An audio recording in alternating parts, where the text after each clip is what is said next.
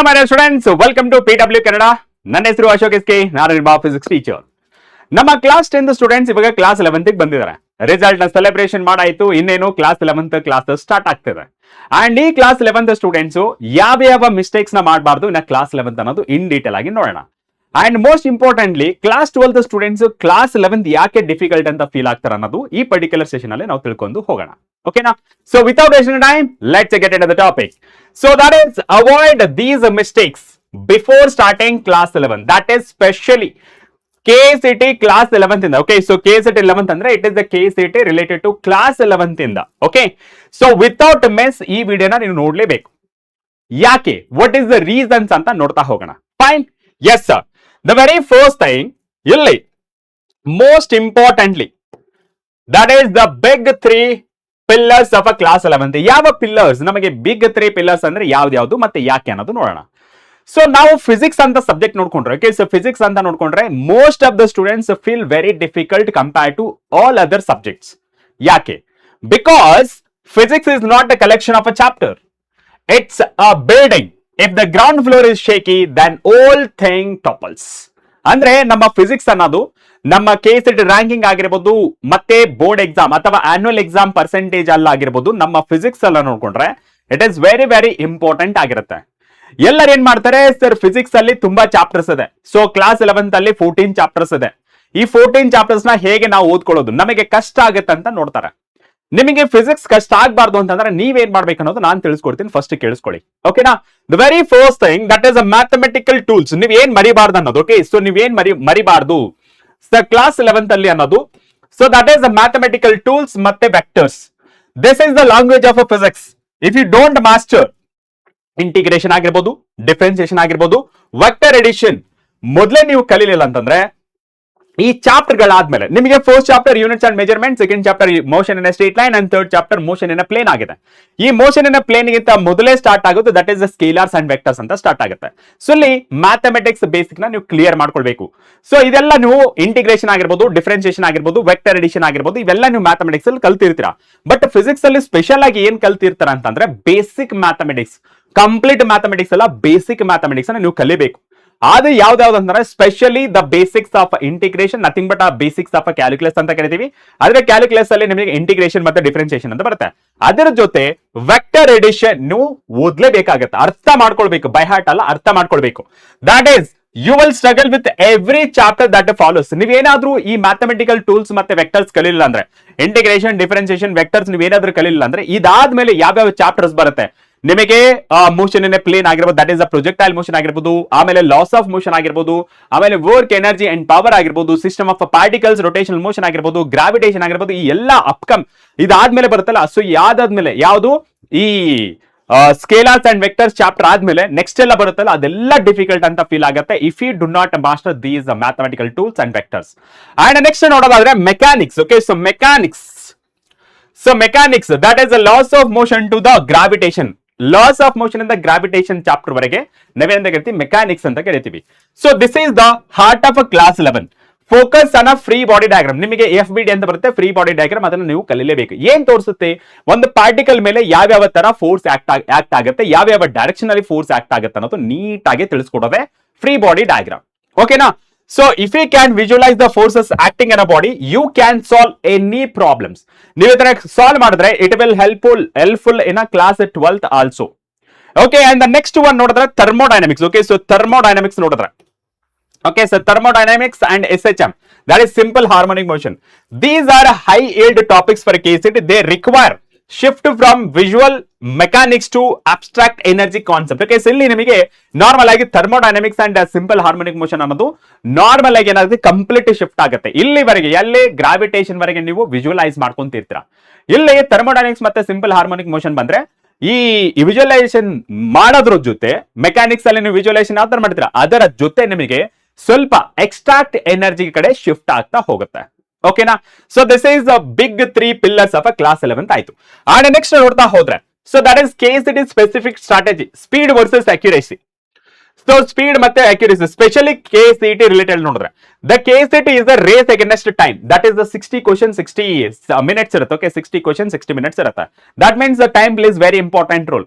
ಇದರ ಬಗ್ಗೆ ನಾವು ನೋಡ್ತಾ ಹೋದ್ರೆ You cannot solve every problem using traditional long form board method. Okay, so board method ಅಲ್ಲಿ ನಾವೇನ್ ಮಾಡ್ತೀವಿ, ಗಿವನ್ ಡೇಟಾ ಬರ್ಕೋತೀವಿ, ಡೇಟಾ ಬರ್ಕೊಂಡ್ಮೇಲೆ ಫಾರ್ಮುಲಾ ಬರಿತೀವಿ, ಫಾರ್ಮುಲಾ ಬರೆದ್ಮೇಲೆ ಸಬ್ಸ್ಟಿಟ್ಯೂಷನ್ ಮಾಡ್ತೀವಿ, ಸಬ್ಸ್ಟಿಟ್ಯೂಷನ್ ಮಾಡಿದ್ಮೇಲೆ ಸಿಂಪ್ಲಿಫಿಕೇಶನ್ ಮಾಡ್ತೀವಿ, ಸಿಂಪ್ಲಿಫಿಕೇಶನ್ ಮಾಡಿದ್ಮೇಲೆ ಲಾಸ್ಟ್ ಗೆ final result with proper unit ಬರಿತೀವಿ.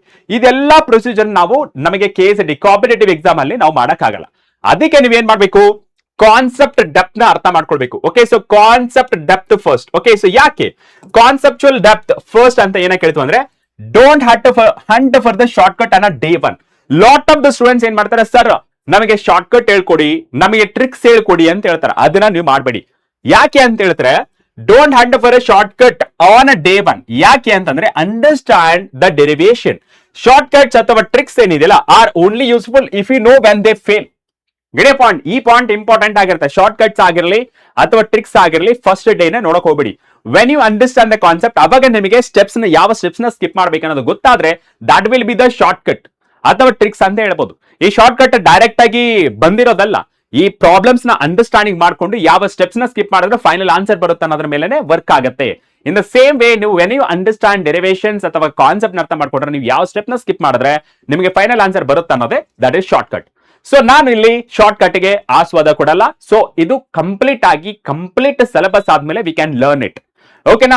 And next one, so dimensional analysis. Okay, so dimensional analysis ಅಲ್ಲಿ, ಸೊ ಡೈಮೆನ್ಷನಲ್ ಅನಾಲಿಸಿಸ್ ನಾವು ಮಾಡ್ಕೊಂಡ್ರೆ ಏನಾಗುತ್ತೆ, ಡೈಮೆನ್ಷನಲ್ ಅನಾಲಿಸಿಸ್ ಯಾಕಿದೆ, ವಾಟ್ ಇಸ್ ದ ಯೂಸ್ ಅಂತ ಹೇಳಿದ್ರೆ, ಇಟ್ ಇಸ್ ಈಸಿ ಚಾಪ್ಟರ್. ಯಾಕೆ ನಮಗೆ ಎಲ್ಲಿ ಯೂಸ್ ಆಗುತ್ತೆ ಅಂತ ನೋಡೋದಾದ್ರೆ, in a KCT you can often find the correct answer just by checking the units ಅಥವಾ dimensions of the options. It is the life saver when you are stuck. ನಿಮಗೆ ಏನಾದ್ರೂ problem solve ಮಾಡ್ತಾ ಇರ್ತೀರಾ, ಅದು ಬರಲಿಲ್ಲ ಅನ್ಕೊಳ್ಳಿ, ಆಪ್ಷನ್ಸ್ ಅಲ್ಲಿ units ನ ಐಡೆಂಟಿಫೈ ಮಾಡೋ ಮೂಲಕ ಅಥವಾ ಡೈಮೆನ್ಷನ್ಸ್ ಆಫ್ ಫಿಸಿಕಲ್ ಕ್ವಾಂಟಿಟಿನ ಐಡೆಂಟಿಫೈ ಮಾಡೋ ಮೂಲಕ ನಿಮಗೆ ಫೈನಲ್ ಆನ್ಸರ್ ಅನ್ನೋದು ಸಿಗುತ್ತೆ. ಸೊ ಇಲ್ಲಿ ನಿಮಗೆ ಲಾಂಗ್ ಮೆಥಡ್ ಹೋಗೋದಕ್ಕಿಂತ ಶಾರ್ಟ್ ಮೆಥಡ್ ಅಲ್ಲಿ ಯೂಸಿಂಗ್ ಡೈಮೆನ್ಷನಲ್ ಅನಾಲಿಸಿಸ್ ನ ನೋಡೋ ಮೂಲಕ ನಿಮಗೆ ಆನ್ಸರ್ ಸಿಗುತ್ತೆ. ಇವತ್ತು ಸದ್ಯಕ್ಕೆ ನೀವು ಏನಾದ್ರೂ ಕ್ಲಾಸ್ 10th ಇಂದ ಕ್ಲಾಸ್ 11th ಬರ್ತಾ ಇದ್ರೆ ನಿಮಗೆ ಏನಾಗುತ್ತೆ ಇದ್ರ ಬಗ್ಗೆ ಇನ್ನೂ ಐಡಿಯಾ ಇಲ್ಲ. ಒಂದ್ಸತಿ ಕ್ಲಾಸ್ ಸ್ಟಾರ್ಟ್ ಆದ್ಮೇಲೆ ನಿಮಗೆ ಕ್ಲಾರಿಟಿ ಅನ್ನೋದು ಸಿಗುತ್ತೆ. Next one, NCERT. It is the ultimate. Okay, so NCERT is the ultimate. For KCET, every line of the NCERT textbook is a potential question. ಅಂದ್ರೆ every line can form in the ಏನ್ ಮಾಡಬಹುದು, question ಆಗಿ form ಮಾಡಬಹುದು. Okay, so pay close attention to the points to ponder and summary. ನಿಮ್ಮ chapter ಆದ್ಮೇಲೆ points to ponder ಮತ್ತೆ summary section ಅಂತ ಇರುತ್ತೆ. ಅವುಗಳನ್ನ ಯಾವುದೇ ಕಾರಣಕ್ಕೂ ಮಾತ್ರ ಮಿಸ್ ಮಾಡಕ್ಕೆ ಹೋಗಬಾರ್ದು. NCERT ಫಸ್ಟ್, ಆಮೇಲೆ ನಿಮಗೆ ನೆಕ್ಸ್ಟ್ ಏನಾಗುತ್ತೆ ಅಂದ್ರೆ ನೋಟ್ಸ್ ಫಸ್ಟ್, NCERT ನೆಕ್ಸ್ಟ್ ಅಂತ ಹೇಳ್ಬೋದು, ಅಥವಾ NCERT ಫಸ್ಟ್ ನೋಟ್ಸ್ ನೆಕ್ಸ್ಟ್ ಅಂತ ಹೇಳ್ಬೋದು. ಈ ಫಸ್ಟ್ ಪ್ರಿಯಾರಿಟಿಯಲ್ಲಿ NCERT ಟೆಕ್ಸ್ಟ್ ಬುಕ್ ಮತ್ತೆ ನಿಮ್ಮ class notes plays very important role. Okay, and next one ನೋಡ್ರ, that is common mistakes set to avoid. Okay, so ಯಾವ ಮಿಸ್ಟೇಕ್ಸ್ ನ ನೀವು ಅವಾಯ್ಡ್ ಮಾಡಬೇಕು, ಇವಾಗ ಯಾವ ಮಿಸ್ಟೇಕ್ಸ್ ನ ನೀವು ಅವಾಯ್ಡ್ ಮಾಡಬೇಕು, so that your class 10th class 11th will be awesome. ನೋಡಿ, I see these mistakes every year. As a teacher ಆಗಿ ನಾನು ನೋಡ್ತೀನಿ ಯಾವ ಮಿಸ್ಟೇಕ್ಸ್ ಅಂತ ನೋಡ್ತೀನಿ, ಹೇಳ್ತೇನೆ ನಿಮಗೆ. Avoid them and you are already head of 80% of the competition. ನಿಮಗೆ 10 ಜನ ಅಥವಾ 100 ಜನ ಕಾಂಪಿಟೇಷನ್ ಅಲ್ಲಿ ಇದ್ರೆ ಅಂತಂದ್ರೆ ನೀವು ಈ ಮಿಸ್ಟೇಕ್ಸ್ ನ ಅವಾಯ್ಡ್ ಮಾಡಿದ್ರೆ ಆಲ್ರೆಡಿ ನೀವು 80% ಸ್ಟೂಡೆಂಟ್ ಗಿಂತ ಮುಂದೆ ಇದ್ದೀರಾ, ಅಂದ್ರೆ 80 ಸ್ಟೂಡೆಂಟ್ಸ್ ಗಿಂತ ಮುಂದೆ ಇದ್ದೀರಾ ಅಂತ ಅರ್ಥ. What are those mistakes? Lot of the students make the same silly mistakes. ಯಾವುದು? Treating class 11th as a relaxation year. ನಾವ್ ಇವಾಗ ತಾನೇ ಕ್ಲಾಸ್ 10th ಅಲ್ಲಿ ಬೋರ್ಡ್ ಎಕ್ಸಾಮ್ ಬರ್ದ್ಬಿಟ್ಟು ಬಂದಿದ್ವಿ, let's relax for class 11th and class 12th ಇಂದ start ಮಾಡೋಣ ಅಂತಾರೆ. That is the biggest mistake class 11th students can do. Okay, so relaxation year ಅಂತ consider ಮಾಡ್ಕೊಂಡ್ರೆ ಇನ್ನ KCET ರಫ್ಲಿ 25 to 40% ಆಫ್, ಇವಾಗ ನಾವು KCET ಅಂತ ನೋಡ್ಕೊಂಡ್ರೆ 25% ಮಿನಿಮಮ್ ಕೇಳ್ತಾ ಇದಾರೆ. ಅಂಡ್ ಮ್ಯಾಕ್ಸಿಮಮ್ ಎಷ್ಟುವರೆಗೆ ಕೇಳಬಹುದು? 40% ವರೆಗೆ ಕೇಳಬಹುದು. All the questions come from a class 11 syllabus. If you ignore it now, you will have to relearn 2 years of a syllabus in a final few months of a class 12th. ಇವಾಗ ಏನಾದ್ರೂ ನೀವು class 11th ಓದ್ಲಿಲ್ಲ ಅನ್ಕೊಳ್ಳಿ, class 12th ಅಲ್ಲಿ ನಿಮ್ಮ board exam ಮುಗಿದ್ಮೇಲೆ KCET ಗೆ ಹಬ್ಬ ಬಂದ್ರೆ ಒಂದು 1 ತಿಂಗಳು ಗ್ಯಾಪ್ ಇರುತ್ತೆ, ಮ್ಯಾಕ್ಸಿಮಮ್ ಗ್ಯಾಪ್. ಅದು ಆ 1 ತಿಂಗಳಲ್ಲಿ ನೀವು ಕ್ಲಾಸ್ 11th ಮತ್ತೆ ಕ್ಲಾಸ್ 12th ನ ಮತ್ತೆ ರೀಲರ್ನ್ ಮಾಡ್ಬೇಕಾಗತ್ತೆ. ಸೊ ದ್ಯಾಟ್ ಇವಾಗ್ಲೇ ನೀವು ಕಲ್ತ್ಕೊಂಡು ಹೋದ್ರೆ, ಇವಾಗ್ಲೇ ನೀವೆಲ್ಲ ಕಾನ್ಸೆಪ್ಟ್ ಗಳನ್ನ ಅರ್ಥ ಮಾಡ್ಕೊಂಡು ಹೋದ್ರೆ ಅವಾಗ ನಿಮಗೆ ರಿವಿಷನ್ ಗೆ ಹೆಲ್ಪ್ ಆಗುತ್ತೆ. ಓಕೆ, ಅವಾಗ ಲರ್ನ್ ಮಾಡಕ್ ಆಗಲ್ಲ. ಟು ಬಿ ಹಾನೆಸ್ಟ್, ಅವಾಗ 1 ಮಂತ್ ಅಲ್ಲಿ ಏನೂ ಕಲಿಯಕ್ಕಾಗಲ್ಲ. ಅದಕ್ಕೆ ನಾ ಏನ್ ಹೇಳೋದಂದ್ರೆ, ಇವಾಗ ಕಾನ್ಸೆಪ್ಟ್ ಗಳನ್ನ ಅರ್ಥ ಮಾಡ್ಕೊಂಡು ಹೋಗಿ, ನಿಮ್ಮ ಕ್ಲಾಸ್ 11th ಸೂಪರ್ ಆಗಿ ಇಟ್ಕೊಳ್ಳಿ. ಅವಾಗ ಕ್ಲಾಸ್ 12th ಜೊತೆ ನಿಮಗೆ ಈಸಿ ಆಗ್ತಾ ಹೋಗುತ್ತೆ. Yes sir, and relaxation year ಅಂತ ಮರ್ತು ಬಿಡಿ. And avoiding numericals. Lot of the students ಏನ್ ಮಾಡ್ತಾರೆ, ಫಿಸಿಕ್ಸ್ ಅಲ್ಲಿ ನ್ಯೂಮೆರಿಕಲ್ ಟಫ್ ಇದೆ, ಇಗ್ನೋರ್ ಮಾಡೋಣ, anyhow we are getting sufficient marks ಇನ್ನ ಥಿಯರಿ ಅಂತ ಅನ್ಕೋತಾರ. 10-15 ಮಾರ್ಕ್ಸ್ ಹೋದ್ರೂ ಪರವಾಗಿಲ್ಲ, ನಮಗೆ ಇನ್ನ ಏನೋ 55-60 ಮಾರ್ಕ್ಸ್ ಸಿಗುತ್ತೆ, ಇಗ್ನೋರ್ ದ ನ್ಯೂಮರಿಕಲ್ಸ್ ಅಂತ ಹೇಳ್ತಾರೆ. ಅದನ್ನ ಮಾಡಲೇಬಾರ್ದು. As a competitive student you should not do that. Ignoring numerical problem, that is the biggest problem of competitive students. Okay, yes, ಅದನ್ನ ನೋಡಿದ್ರೆ many students read physics like a history ಅಥವಾ biology ತರ read ಮಾಡ್ತಾ ಇರ್ತಾರೆ. No, physics is mean to be done with a pen and paper. If you are not solving at least 15 to 20 problems a day, you are not learning a physics, you are just observing it. ಬರೀ observe ಮಾಡೋದ್ರ ಮೂಲಕ ನಿಮ್ಗೆ ಯಾವುದೇ solution ಸಿಗಲ್ಲ. ನಮ್ಮ physics ಏನಂದ್ರೆ pen and paper ಜೊತೆನೆ ಆಟ ಆಡೋದು. ಸೊ ಪೆನ್ ಮತ್ತೆ ಪೇಪರ್ ಹಿಡ್ಕೊಂಡು ಸಾಲ್ವ್ ಮಾಡಿದ್ರೆ ನಿಮ್ಗೆ ಅರ್ಥ ಆಗುತ್ತೆ ಫಿಸಿಕ್ಸ್. ಬರೀ ಓದೋದ್ರಿಂದ ಅರ್ಥ ಆಗಲ್ಲ. ಕೆಲವೊಂದು ಸ್ಟೂಡೆಂಟ್ಸ್ ಇರ್ತಾರೆ ಬರೀ ಅಬ್ಸರ್ವ್ ಮಾಡ್ಕೊಂಡು ಹೋಗ್ತಾರೆ. ಟೀಚರ್ ಚೆನ್ನಾಗಿ ಹೇಳ್ತಾರೆ, ನನ್ಗೆ ಅರ್ಥ ಆಗ್ತಿದೆ ಅಂತ ಅನ್ಕೋತಾರೆ. ಆಫ್ಟರ್ 1 ಡೇ ಅಥವಾ 2 ಡೇಸ್ ಬಿಟ್ಟು ಓದಿದ್ರೆ ಅರ್ಥನೇ ಆಗಲ್ಲ. ಯಾಕೆ ಅಂದ್ರೆ ಪೆನ್ ಅಂಡ್ ಪೇಪರ್ ಪ್ರಾಕ್ಟೀಸ್ ಬೇಕೇ ಬೇಕಾಗುತ್ತೆ ಫಿಸಿಕ್ಸ್ಗೆ ಅಂಡ್ ಮ್ಯಾಥಮೆಟಿಕ್ಸ್ಗೆ. Physics and mathematics like brothers. ಓಕೆನಾ, ಅವಕ್ಕೆ ಒಂದಕ್ಕೊಂದು ರಿಲೇಷನ್ ಇದ್ದೇ ಇದೆ. ಸೊ ಫಿಸಿಕ್ಸ್ ಅಲ್ಲಿ ತುಂಬಾ ಮ್ಯಾಥಮೆಟಿಕ್ಸ್ ಇನ್ವಾಲ್ವ್ ಆಗಿದೆ, ಕರೆಕ್ಟಾ? ಸೊ ಇದರಿಂದ ನೀವು ಪ್ರಾಕ್ಟೀಸ್ ಮಾಡಿ ಅಂದ್ರೆ ಫಿಸಿಕ್ಸ್ ಅರ್ಥ ಆಗಲ್ಲ. And next one, neglecting basics of calculations. Okay, so calculation errors kills more ranks than lack of knowledge and practice mental math and daily practice. So practice is most important one, and basic calculations ಅಂತ ಹೇಳಿದ್ನಲ್ಲ. So normal ಆಗಿ boards ಅಲ್ಲಿ calculator use ಇರುತ್ತೆ, but KCT ಅಲ್ಲಿ ಅಥವಾ neat ಅಲ್ಲಿ ಅಥವಾ JEE ಅಲ್ಲಿ ಕ್ಯಾಲ್ಕುಲೇಟರ್ಸ್ ಅಲೋ ಇರಲ್ಲ. ಸೊ ಅದಕ್ಕೆ ಮೆಂಟಲ್ ಮ್ಯಾಥ್ ನ ಕರೆಕ್ಟ್ ಆಗಿ ನೋಡ್ಕೊಳ್ಳಿ. ಆ ಮೆಂಟಲ್ ಮ್ಯಾಥ್ ಪ್ರಾಪರ್ ಆಗಬೇಕು. ಕೆಲವು ಸ್ಟೂಡೆಂಟ್ಸ್ ಹೇಳ್ತಾರೆ, sir I don't know how to do calculation. That's okay, first day ಇಂದ ನಿಮಗೆ ಮಗ್ಗಿ ಕಲಿಬೇಕು. ಅಟ್ ಲೀಸ್ಟ್ 20 ಅಂದ್ರೆ 20 ಮಗ್ಗಿವರೆಗೆ ಬರಬೇಕು. 1 ರಿಂದ 20 ಮಗ್ಗಿವರೆಗೆ ಬರಬೇಕು. ಅವಾಗ ನಿಮಗೆ ಪದೇ ಪ್ರಾಕ್ಟೀಸ್ ಮಾಡೋದ್ರಿಂದ ನಿಮಗೆ ಕ್ಯಾಲ್ಕುಲೇಷನ್ ಫಾಸ್ಟರ್ ಆಗುತ್ತೆ. ಫಸ್ಟ್ ಡೇ ನಿಂದಾನೆ ಎಲ್ಲನೂ ಬರಲ್ಲ. Get point? So mental calculation is very important and daily practice is very important. Next, common mistakes ಅಲ್ಲಿ ಇನ್ನೊಂದು ಪಾಯಿಂಟ್ ಏನಂದ್ರೆ skipping boring topics. ಯಾವುದು topics like units and measurements or properties of a bulk matter made seem tedious compared to the projectile motion, but they carry easy marks. Every marks in a case study can shift your ranking by hundreds. ತುಂಬಾ students ಏನ್ ಮಾಡ್ತಾರೆ, ಈ units and measurement ಮತ್ತೆ bulk property, that is mechanical properties of solids and mechanical properties of fluids. Okay, ಇವೆಲ್ಲ easy chapters R ಅಂತ ಹೇಳಿ ignore ಮಾಡ್ಬಿಡ್ತಾರೆ. You should not ignore ದೋ chapters are very easy and ಅವು ಈಸಿಯಾಗಿ ನಿಮಗೆ ಮಾರ್ಕ್ಸ್ ನ ತಂದು ಕೊಡುವಂತ ಚಾಪ್ಟರ್ಸ್ ಗಳಾಗಿರುತ್ತೆ. ಸೊ ದಟ್ ಈ ಟಾಪಿಕ್ ಗಳನ್ನ ಯಾವುದೇ ಕಾರಣಕ್ಕೂ ಸ್ಕಿಪ್ ಮಾಡಬಾರ್ದು. Each and every marks very important competitive exam. Done? Yes sir. And next ನೋಡೋದಾದ್ರೆ ಯುವರ್ ವೀಕ್ಲಿ ಚೆಕ್ ಲಿಸ್ಟ್ ಏನಿರಬೇಕು, read NCERT chapter before the lecture. Okay, so the NCERT chapter before the lecture ಏನ್ ಮಾಡ್ಬೇಕು, ಇವಾಗ lecture start ಆಗ್ತದೆ ಅನ್ಕೊಳ್ಳಿ, for example first chapter start ಆಗ್ತದೆ, ಅದಕ್ಕಿಂತ ಮುಂಚೆನ ಸ್ವಲ್ಪ ಓದಿರ್ಬೇಕು ನೀವು. ಓಕೆನಾ? So without reading anything blind ಆಗಿ ಬಂದು ಕೂತ್ಕೊಳ್ಳೋದಲ್ಲ, ಅದು ಸ್ಟೂಡೆಂಟ್ ಲಕ್ಷಣ ಅಲ್ಲ. ನಾಳೆ ನೆಕ್ಸ್ಟ್ ಚಾಪ್ಟರ್ ಸ್ಟಾರ್ಟ್ ಆಗ್ತಾನೆ ಸ್ವಲ್ಪ ಆದ್ರೂ ಓದಿರ್ಬೇಕು, 1 ಅಥವಾ 2 ಪೇಜ್ ನ ಓದಿರ್ಬೇಕು. And next one, solve the exercise problems and previous year KCT questions ನ ಸಾಲ್ವ್ ಮಾಡ್ಲೇಬೇಕಾಗುತ್ತೆ. Review a formula sheet every chapter ಆದ್ಮೇಲೆ ನೀವೇನ್ ಮಾಡ್ಬೇಕು, ಒಂದು ಫಾರ್ಮುಲಾ ಶೀಟ್ ನ ರೆಡಿ ಮಾಡ್ಕೋಬೇಕು, where you rewrite. Okay, so where you write down every new formula you encounter.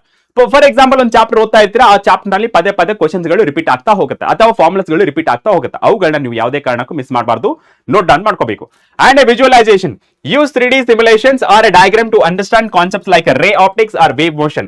It makes the abstract real feel. Okay, so ನಿಮಗೆ 3D simulations ಅಥವಾ animation ನೋಡೋ ಮೂಲಕ, ವಿಜುವಲೈಸೇಷನ್ ಮಾಡೋ ಮೂಲಕ ಕಾನ್ಸೆಪ್ಟ್ ತುಂಬಾ ದಿನ ನಿಮ್ಮ ಒಳಗಡೆನೆ ಸ್ಟೋರ್ ಆಗಿರುತ್ತೆ. ಅದನ್ನ ರೀಕಾಲ್ ಮಾಡೋದ್ರ ಮೂಲಕ ಅದನ್ನ ಪ್ರಾಕ್ಟೀಸ್ ಮಾಡಿದ್ರೆ ಪಕ್ಕ ನಿಮಗೆ ಎಕ್ಸಾಮ್ ಆಗೋವರೆಗೆ ನೆನಪಲ್ಲಿ ಇಡುತ್ತೆ. ಓಕೆನಾ?